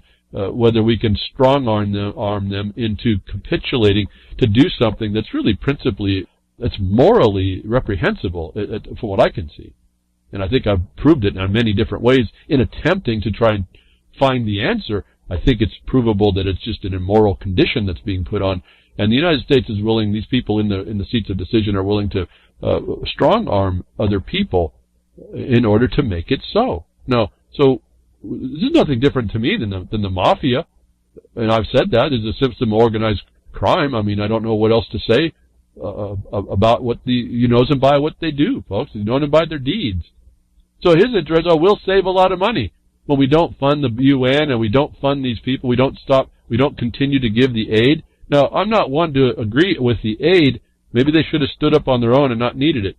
There's other way to approach this, but when you're giving the aid, and you stop putting it out there in this new world where Russia and China are sitting to pick up where the United States fail, I don't see how that could be a viable response in the bullying nature that's now evidenced, that we should not be okay with as a nation. I don't see how we could be okay with that, especially with all the unanswered, if I can call them questions, that we can show demonstrably would not provide for the authority, even by sovereignty, for the United States to do what it did or acknowledge what it has in order to strong-arm people. I mean, really look at that, folks. This is what I told you, that if the government's willing to do that to the world, they're willing to do that to you easy. You ain't nothing. And if you think that they're not willing to buffalo you into a place and to keep control of you, like, let's say, the Bundy issue, on a persecution, it's probably not that it's a persecution. We're so far beyond the authority to do so, but we're now proving the persecution on something that they were supposed to be duty-bound in order to protect. We're so far beyond trust, it's not even funny. And they were supposed to avoid the appearance of the breach. But we're willing on a national level to embarrass ourselves, allow these people to embarrass us. It says, I'm going to strong arm, I'm going to extort from you. See how this works? See, civil rights is for everyone. You have the right to be extorted against and no other. That's what civil equal right. You want to call them human rights? Those are conditioned further. Those are conditioned to the fact that you're going to, whoever becomes the central power, that's what they're going to be able to do. You have the rights subject to it. And that's what the United States is showing on this way. It says sovereignty. It has no sovereignty in a land that's not a land of the country. And I've suggested to you, given the evidence and the pictures of the mapping and all that and the explanations I could read, Judah was the son of Israel. That's where the first Jews are mentioned, from Judah. It's just a name given to a tribe, the northern extent of which was in Bethlehem, but not to Jerusalem. That also included the territory for the Jew, was not a state, not a country, not a nation. That they came out and measured, the UN declares Israel to be a country, was interesting to me, where we found 128 countries, notwithstanding the bullying, extortive threat of Trump, as mentioned and started out from Haley by saying, we're going to be taking names, and you know the extension of that. You know, she cut short what she was actually would have said. And what it means, that there's going to be ramifications, and you see where they go right to. The war of economics is no less the war of the bombs. They went right to the funding. They keep people on they keep people in the benefit, like Israel was saying, you benefit from our technology. Well, I don't think so, actually. Not with all the hidden attachments and accoutrements of all this. 128, notwithstanding the extortive attempt, the bullying, 128 countries vote in favor of the UN resolution condemning United States recognition of Jerusalem as Israel capital. I think we're watching a turning point in the world, and I think I'm happy to see it, given the direction that the United States has taken. I'm not talking about the people of the United States of America. I think we're kind of helpless to all this, because we're not united. We want to divide ourselves, but at any rate, the 128 companies said, we don't care about your aid anymore. Now that, to me, is a big deal, and with the changing so-called polarity of this world now, and Russia finally kicking it off and doing their own thing, and China doing the same, and then they come in coalition, notwithstanding their differences. See, they're working together. To have everybody come out and say, to be in condemnation of the United States and Israel is I think, a bigger thing than what's been reported, especially right after. There's really no talk about this. But Israel was included in the list of countries, which I found, I didn't truly appreciate this until I saw it on the list.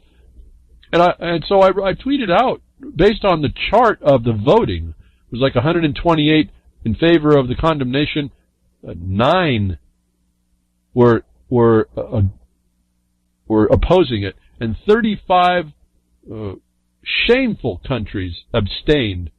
One, I think, was Australia, and one was Canada, Kanukistan.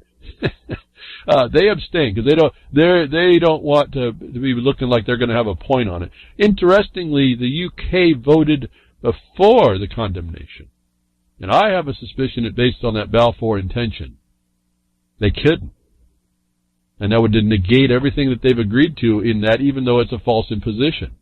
And so we're seeing the world change. The United States may have really lost it here, big time, folks. I don't even know what this.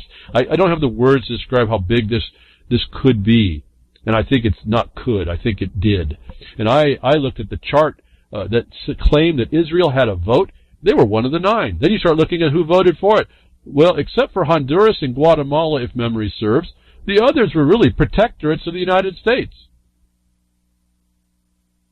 Think about this, folks. Now, what is Israel being named as a country without an actual land more than their occupation? They're condemned in the East at this point for being an occupier. How are they deemed to be a country that the UN has caused their own, this is the walking wound, the self-inflicted wound? How were they able to have a vote and the Palestinians not? If I'm an error and they were there, I missed it. But I didn't see the Palestinians get a vote. the state of Palestine if they wanted one. See, I don't think they can actually do that. They may want one because it's the only option they have if Israel becomes a state, so-called. They want some land, but they don't need to be a state that way. They're just a people inhabiting a space. They may or may not choose to be an organized space, but that's being foisted upon them because of this fraudulent, this criminal imposition, this immoral imposition. But I wrote a Twitter based on this chart that showed that Israel was a country. I said, Israel is a country? My question, Israel is a country? And then I made the comment, I think I solved the problem. Because if you understand that actually Israel's not a country, that's a fabrication. They don't have a place to have an embassy for the United States. And the question says, well, what then is it? Well, it's a tribe. Israel's not anything. Israel's a fabrication. The Jew, if you will, is a small tribe. And it only had a territory as identified by that name. And the fraud is the extension of calling them Israel or Israeli when in fact the tribe was made of people of the son of Israel, a man. These are men. It's a whole different analysis. So taking out Israel as a country solves the problem. And I said so on the Twitter, and I mean, I'm open up to any conversation, but it doesn't come. And I'm only doing it from what I can see the black and white tells me, folks, because if they are deserving of the land, they deserve it. But if not, then what harm are we doing to the people, the inhabitants of Palestine? And the world came and just said no. They finally said no. We're not going with you, your intimidation, your lie, the disrespect, the hypocrisy, folks. Do you understand? We go on and on. The United States is being shown for the fraud it has become. And we were so much better, I can tell you. Again, land law, this kind of thing, bringing people into power, having ability to keep everybody off your land and be able to work it the way you wanted to by your decision and not having anybody interfere, not having anybody tax your life down to nothing, regulate it down to nothing. Wow. I mean, this is a big deal. It has never happened before. And then we let it slip like this. It's unforgivable at some level. And then we don't recognize property law actually in the United States, and then we are trying to claim there's a property in someone that is a fraudulent imposition? Folks, put this together. You have to reorient what's really going on. If I am incorrect or wrong, if I am wrong, explain to me how it's right. This is in all honesty. We're talking about literally millions of people are dying. To me, it's a big fraud. It's a big crime. It's a big political imposition, as they seem to be all. These are tools of war. I don't know what more to say. You said tools of war. How do you have a world of peace? How do you have peace on earth? How is this goodwill toward men?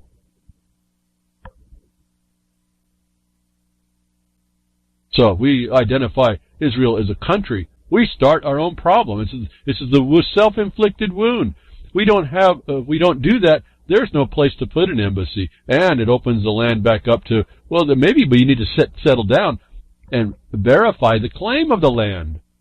And I think if the information I have is correct, the only claim that a so-called Jew, and I put that in the sense of Judah, the tribe of Judah, the son of Israel,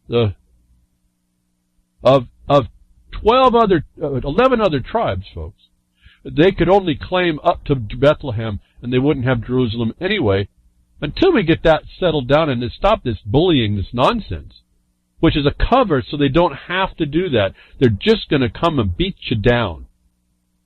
That's what this is all about. Proving to you it doesn't matter. Reason doesn't matter. Right doesn't matter. Property doesn't matter. If you're big enough in the world and you have the right allies, you just go beat down on people. So for the United Nations, the governments of the world to come together in the UN and say, no, is the first step. And I'm going to be interested to see how they start to enforce this.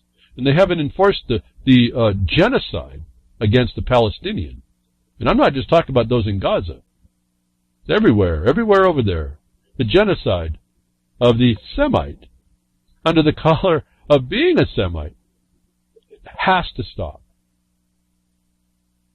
Whatever wrong I have stated here is not wrong enough.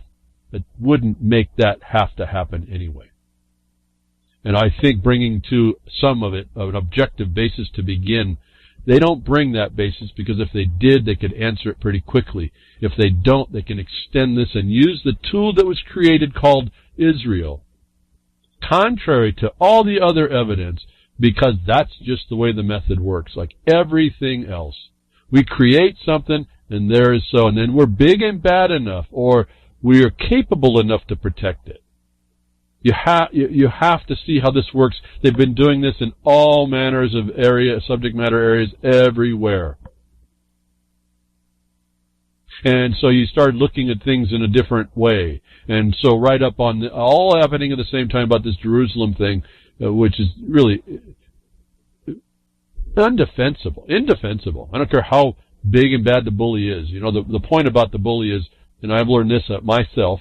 I wasn't that big when I was going through school. Not that I'm that big now. But I learned being a little guy that didn't really grow until after I got out of high school, grow up too tall. I learned you had to defend yourself because people that are bigger than you will come out with a lower mentality. They want to come after you. And it was just out of sheer defense. I mean, sheer survival, if you will. A lot of us have felt that when we were in school. But you go after the bully right the tip of his nose. And you know, they become your friends. Or they become someone to just avoid you. And that's what's going on in the world. We got a bully that's super big or bad, that really is capable. But it looks like the world's going to have to punch this bully in the nose. Now, the harm's going to come to these people in financial constructions and sanctions and things like that. So that's how I want you to look at. Cryptocurrencies are a financial weapon of destruction, or can be used as that. So I'm tying this all back there again, about how they transition us into the modernized, more regulated world that they sell to you is more libertine, I suppose.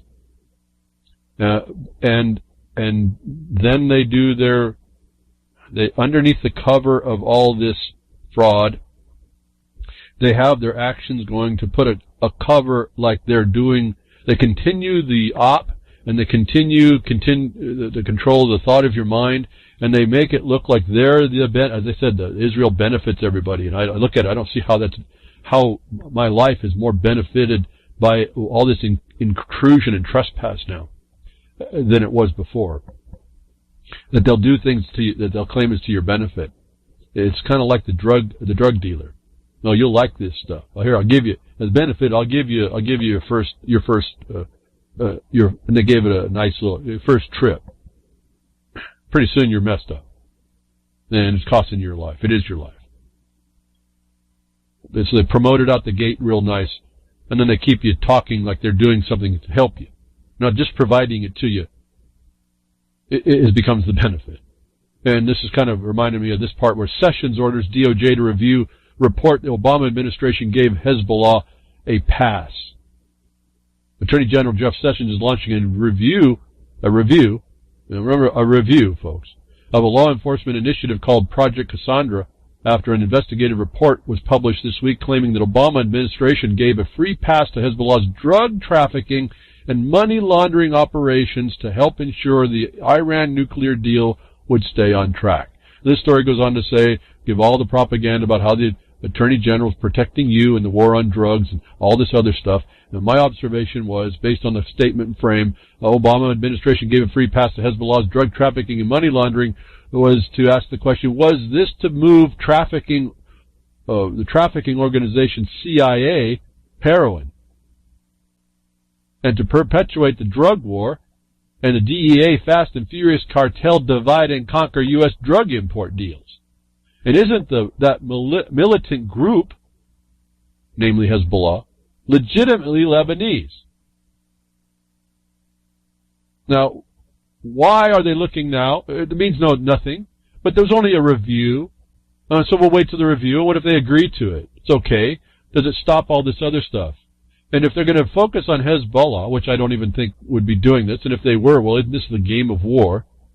Isn't this is us being worked out? Isn't now we see Hezbollah as part of this game?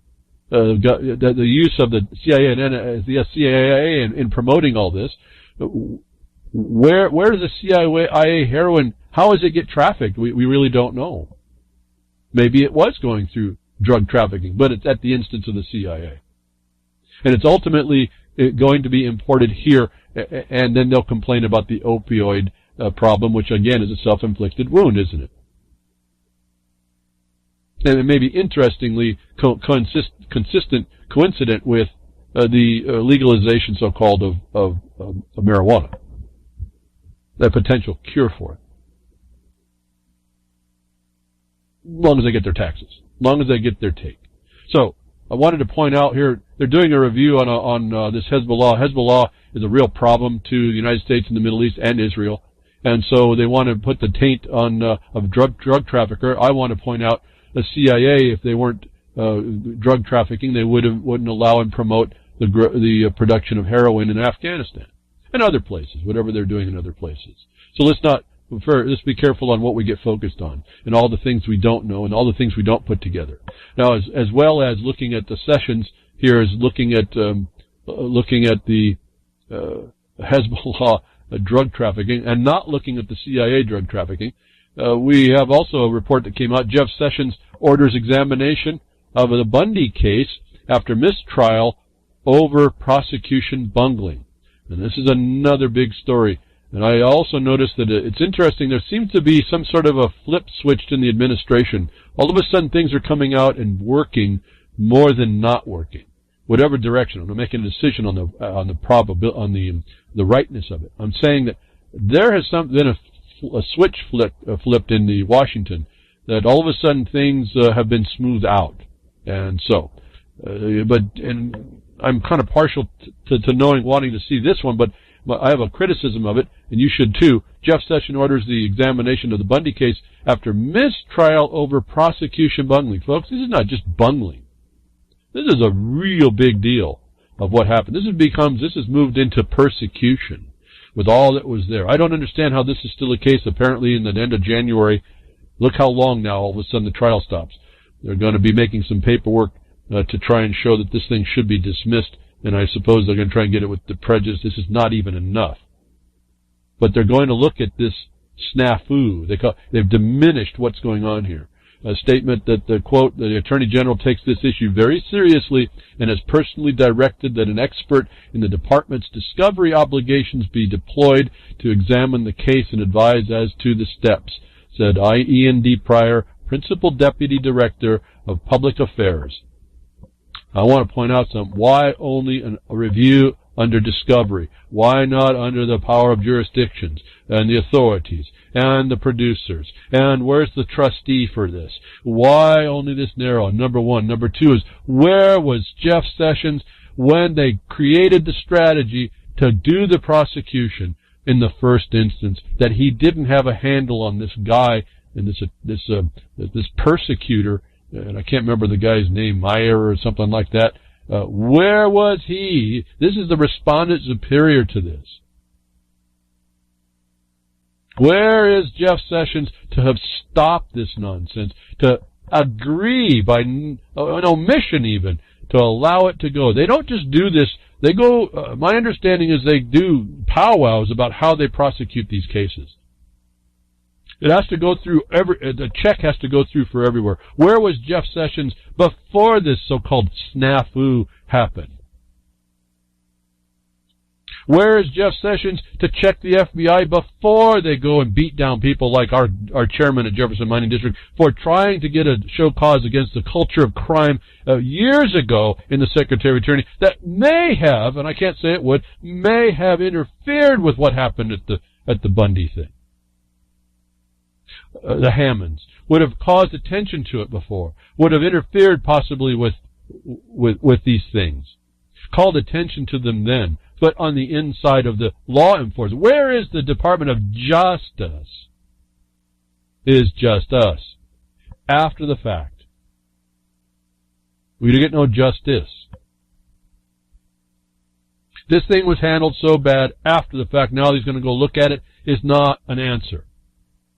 And I'm wanting to call people's attention to that. I'm encouraged that there's going to be this an examination. And before it was a review on the other issue, this one's an examination. I wonder what the test is going to be, folks. So I'm encouraged that they're doing it. But where was this examination? Why wasn't this done ahead of time? If justice is intended, is to me an evidence that it's not intended. Our experience is that it's not intended. This is a culture of crime, and the organs of government are set up to protect it.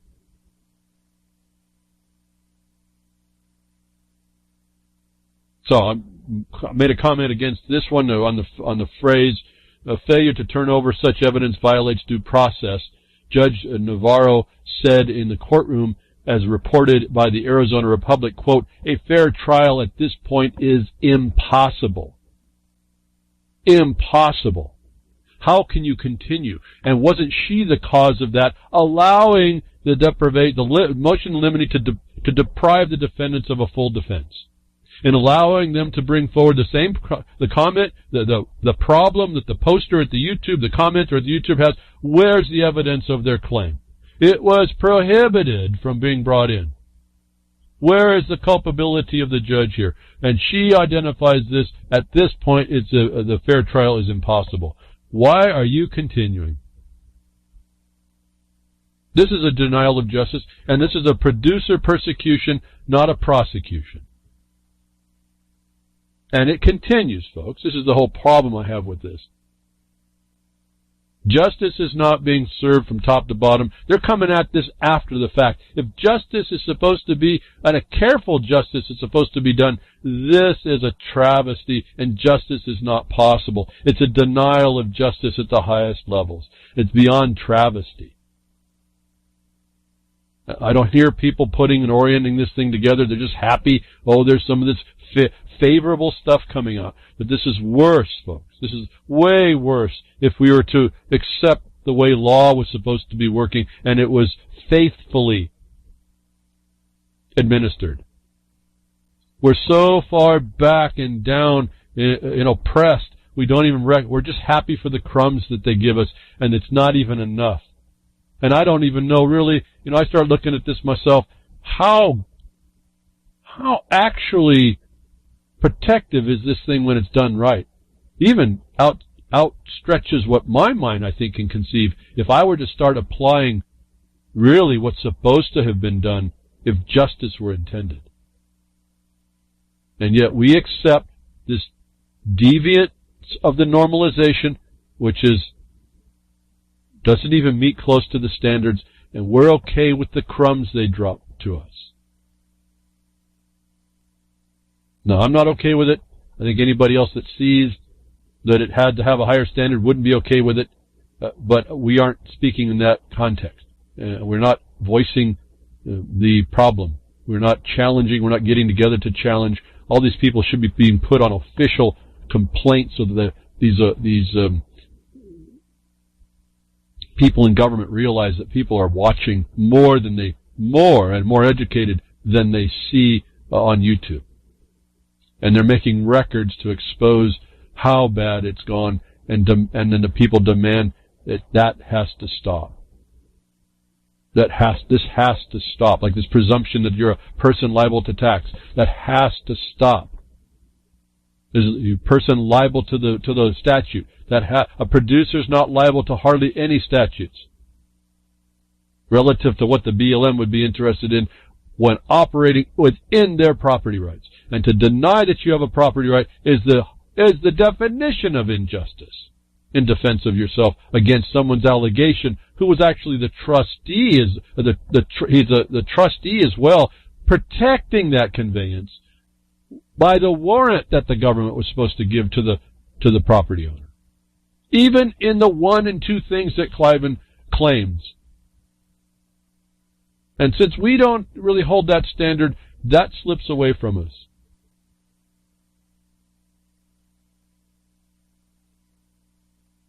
I'm pausing here you need to think about how extensive the failures truly are. I don't even get close to burrowing in on them. It's like I tried, 10, 12 years now, 50, I don't even know how long it's been, over a decade. I looked at the mining law and I said, there's a grant. And I was just coming to awareness of what that meant, what that really, really meant. And I said, all I got to do is get the miners to understand that there's a grant, what that means, and within a year we should be done with this. Everybody will get it. The government, we can tell the government, we can show how they did it wrong, how they're not supposed to be doing what they're doing. We identified a whole lot of things. I figured it'd take a year. You know those folks, those miners still don't get it. Oh, they'll talk and mouth the words, but they still don't get it. That's just like all y'all. The microcosm of the miner is America. And I'm still not off of square one with actually telling the fulfillment of a grant, and I can't get to the other 10 things that I've developed over time I've started to see were wrongs. If we can't fix that, what are we talking about the others? If I can't fix the first one, I have no foundation that'll work either. And so we talk about this denial of justice, I see. A fair trial. This is a discussion of the judge that I would challenge for competency. And her competency in law, I can't even see it. A fair trial at this point is impossible, she says. And this thing continues? That's not enough? Should be a problem for y'all. Now, since when do their rules and their processes overcome justice is another question. Their rules, their procedures are not to overcome justice. When something became impossible, it was supposed to be ended. Not drug on some more. Not allow them to take a couple more swipes to justify the criminal persecutor being able to try and justify some measure of his persecution.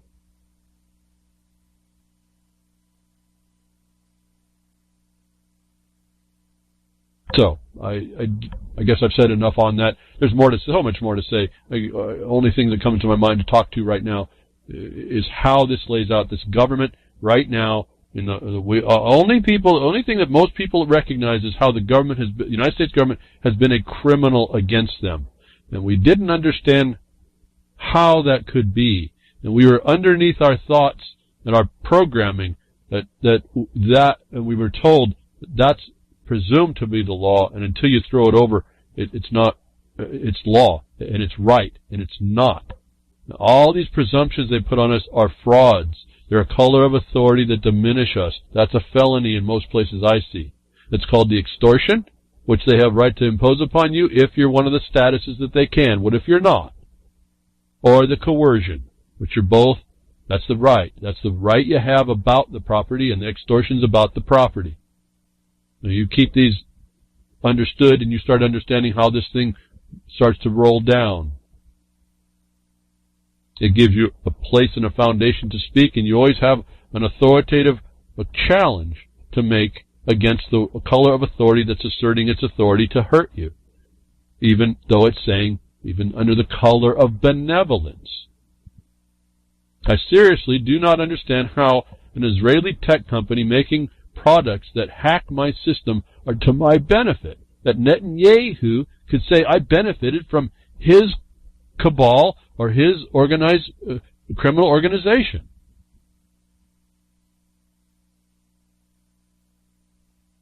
Speaking of criminal organization, CDC gets a list of forbidden words. Now, this was a little bit of denied, but it was kind of interesting.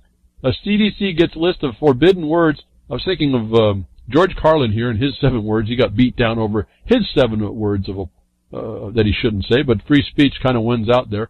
Their words in short list here was fetus, transgender, and diversity. The Trump administration is prohibiting CDC officials from using 7 words and phrases in official documents being prepared for the next year's budget.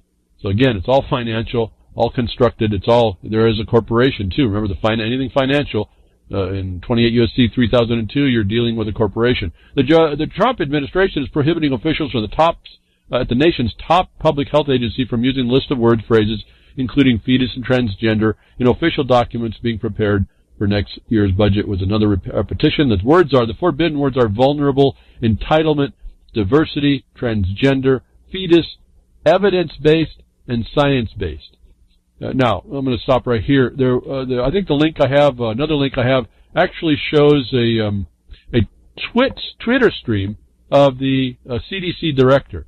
And I found it fascinating, her response to this, and how she's able to say, if you don't know how to read the meta-language that I point out to you, how she's able to what she says in denial that the government hasn't limited those words, that she shows you the process that they use, that they will eventually be able to deny those things, and they're changing tact.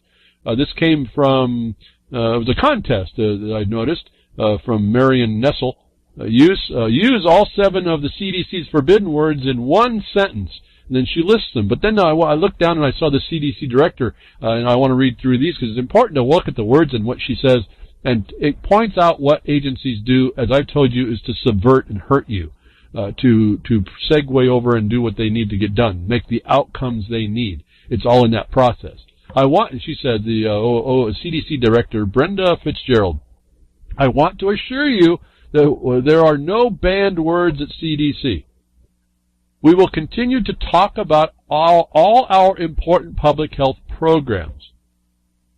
Next, Twitter. You may be understandably concerned about recent media reports alleging the CDC is banned from using certain words in the budget documents. Now, she's constrained to budget documents. I want to assure you that the CDC remains committed to our public health mission as a science and evidence-based institution. Next, Twitter. As part of our commitment to provide the common defense of the country against health threats, science is and will remain the foundation of our work. And what have I told you about the science being fraud? What if it's adjective science? Right? What this evidence-based? What if the evidence is a fraud? If she's talking about the fact that the law requires this, they really can't do this, but they're telegraphing that they're going to remove the words that remind you what it's supposed to be. In fact, that's a lie what they're doing. They do nothing actually science-based. It's adjective science-based. It's political lobbying-based science. That's the way they do it. Political science. The evidence is fraudulent. We know this all by experience through other agencies. That she's using all the words within the constraint of the method they use in order the outcome-based discussion and consensus of policy making. CDC has long history of making public health and budget decisions that are based on the best available science and data and for the benefit of all people, and we will continue to. So, well, they don't deal with the people. They deal with corporations, don't they? So it's not all people. And this best available science is the catchphrase term for consensus-based felony. I've talked to you about all this before. I'm just telling you how they know to respond is what they do. They respond that way. And it's as soon as you read it, you can tell exactly what they're talking about. And they are actually saying they are going to eliminate evidence-based and science-based thing for best available science. Best available, we found, can be fraud. Fraud science is best available if there's nothing else. So when you read the meta-language and you read what they're doing, you see her discuss the process, the method of so-called stakeholder input, which is a felony against you. It's in-house discussion, outcome-based. She goes on to another one, HHS, Health Human Services, I don't know. A statement addressing media reports, quote, the assertion HHS has banned words is a complete mischaracterization of discussion regarding the budget formulation process. So she's constraining the discussion. What about the other processes? HHS will continue to use the best scientific evidence available. If that's fraud, they'll accept it, folks. This is what I keep telling you. If you're not in that game, putting in especially getting people of authority like governments in to show that best available had another, and you have another answer, then they win. They win to destroy your life with this process. A last statement she made, HHS, a statement addressing media reports continued. HHS also strongly encourages the use of outcome and evidence data in program evaluations and budget decisions. Cha-ching. There it is. There's the money statement. Outcome and data, evidence data, is outcome-based decisions. It's closed house agency outcomes that they then say, they predispose the condition. You have comment right to that predisposed outcome, and you will only answer or participate to that outcome based on what evidence you can bring to support the outcome. Is what we sued to enjoin. It's the method we sued to enjoin in 2013. You read it all over this thing. She came out to deny that there's banned words. She's telling you they're taking you down in the same way I've told you they take you down, and they don't need those 7 words. So, but I was trying to send a message to the woman who apparently she's an independent researcher, Marion Nessel. And not to really enter the contest more than to explain something, I made this sentence using all the 7 words. Whether by diversity of vulnerable fetus or transgender entitlement, what if science-based, quote, best available science, close quote, is fraud and evidence-based or outcome consensus felony? What if that isn't if and wasn't a question? Or if CDC director doesn't know, she should. And then I went back, so you go back and read that, and you say science-based, best available science is fraud, and evidence-based or outcome consensus felony. Is a statement, not a question, folks. And the CDC director knows that's in fact what's going on. I can pull it out. I made a sentence using all 7 words. I think it made sense to me. And it points out to this woman, whether she knows this or not, is that she's dealing in an area that they're talking to you in a certain way and telling you that they're violating you. Right, well, it sounds like it's a denial. And explaining the method they're doing it to you by as well. And it's hard maybe to read this and to perceive it as I'm speaking it, because I got hashtags and stuff. But when you read the sentence and then read it without the if, you see the statement. And you see the fact of what they did, and you see it right in that article as that came out of her, the CDC director's own tweet. It's not that hard to see it, and it's that fast, actually. Another story about these agencies, criminal agencies, and it's looking like a good thing. EPA officials, disheartened by the agency's direction, are leaving in droves. The reason EPA went down to 15,000 employees under Obama is because of the pressure from Republicans. This is an effort of the Republicans under the Obama administration on steroids, said John J. O'Grady, president of the American Federation of Government Employees, Council 238, a union representative of EPA employees. So now you got sweetheart deals, all kinds of stuff. It doesn't matter.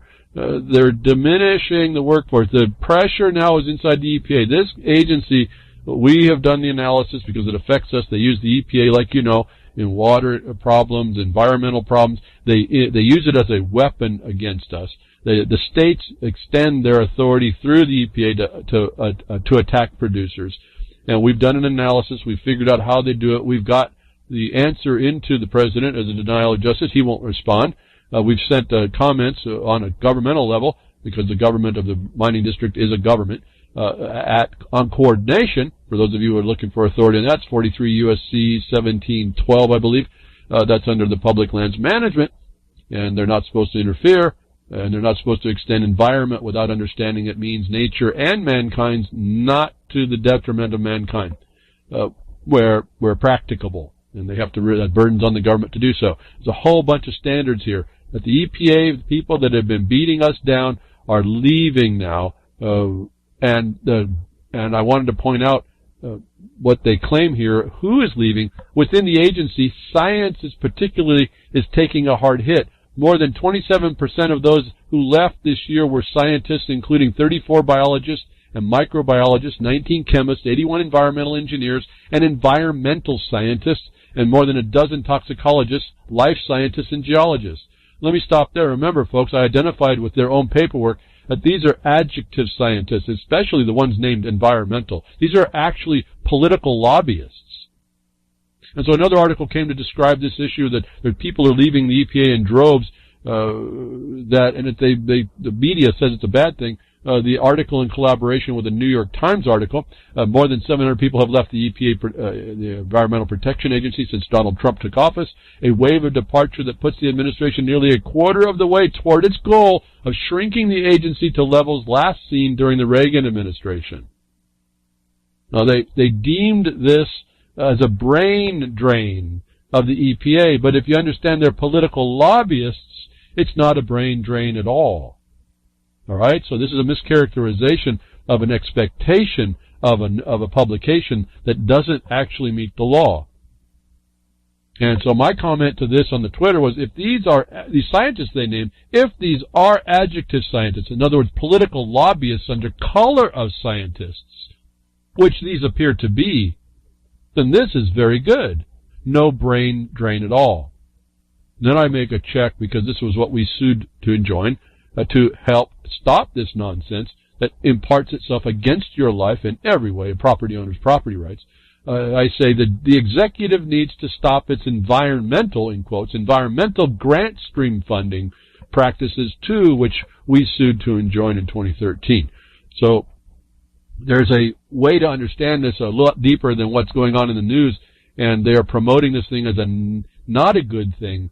But in fact, when you look at what these people were, they were actually misappropriating public funds to come under the color of a scientist when they were actually political lobbyists within the agency, which does the outcome-based condition.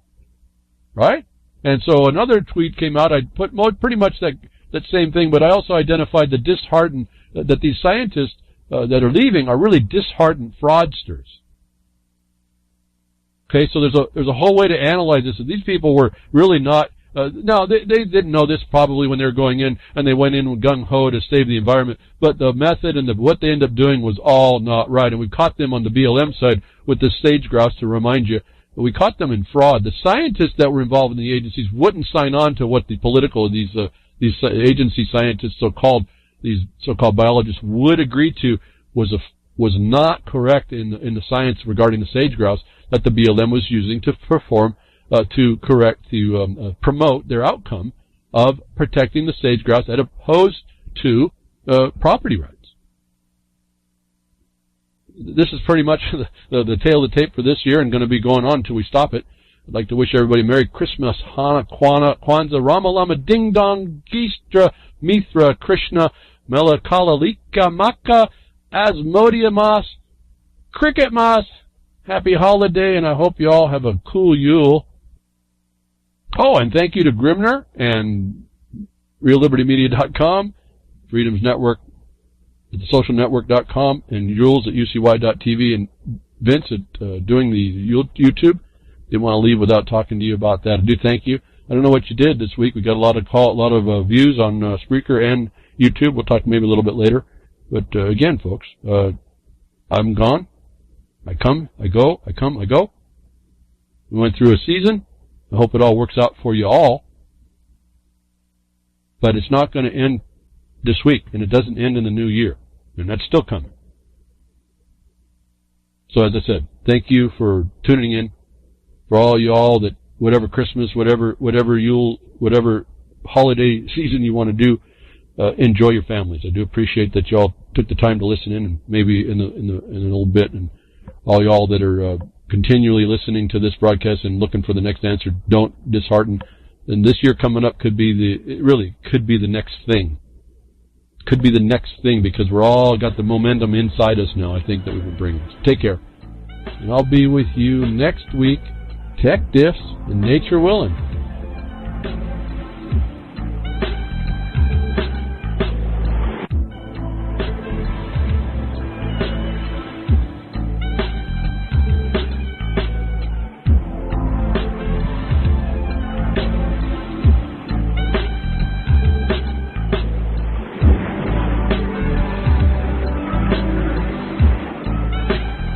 Well, that's another lesson. I hope with today's information you can take it to those that misbehave. From behind the woodshed, leaving his mark on the beast, this is Hal Anthony. Till next time, journey with purpose.